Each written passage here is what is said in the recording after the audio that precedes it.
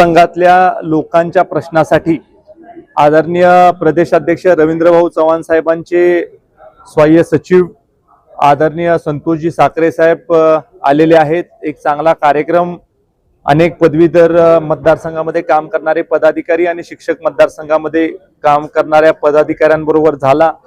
अनेक प्रश्नांच्या विषयी चर्चा विचार विनिमय झाला।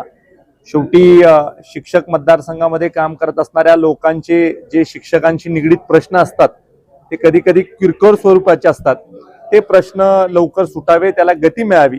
त्याचबरोबर धोरणात्मक प्रश्न जे राज्य सरकारच्या पातळीवरचे असतात ते प्रश्न सोडवण्यासाठी देखील विचार मंथन झालं। निश्चित या दौऱ्याचा फायदा या दोन्ही मतदारसंघामध्ये काम करत असणाऱ्या विविध जाणकार कार्यकर्त्यांना गती देण्यासाठी होईल आणि येणाऱ्या काळामध्ये सातारा जिल्हा हा महायुती सरकारच्या पाठीशी आहे आणि त्याचबरोबर शिक्षक मतदारसंघामधला आमदार निवडून देण्यासाठी, पदवीधर मतदारसंघामधला आमदार निवडून देण्यासाठी खारीचा वाटा हा सातारा जिल्हा उचलेल। मोठं मताधिक्य या दोन्ही मतदारसंघामधले अधिकृत उमेदवार जे महायुतीचे असतील त्याला निवडून देण्यामध्ये एक चांगलं काम सातारा जिल्हा करेल।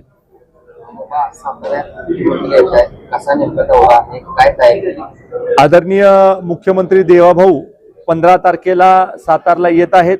आदरणीय शिवराज सिंग चौहान जे देशाचे ग्रामविकास मंत्री आहेत ते देखील येत आहेत आणि ज्यांना घरकुलाचा लाभ देणं आवश्यक होतं अशा अनेक लोकांना घरकुलं त्या दिवशी प्रत्यक्ष देण्यात येणार आहेत।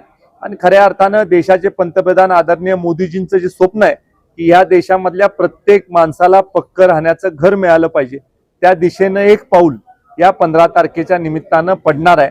आणि मी खऱ्या अर्थानं आदरणीय देवाभाऊंचं मनापासून आभार मानतो की महाराष्ट्राला जे घरकुलांसाठी 3ऱ्या हप्त्याचं अनुदान मिळणार आहे त्या कार्यक्रमासाठी त्यांनी सातारा जिल्ह्याची निवड केली आणि मोठ्या प्रमाणावर राज्यामधल्या घरकुलधारकांना मदत ही 15 तारखेला होणार आहे।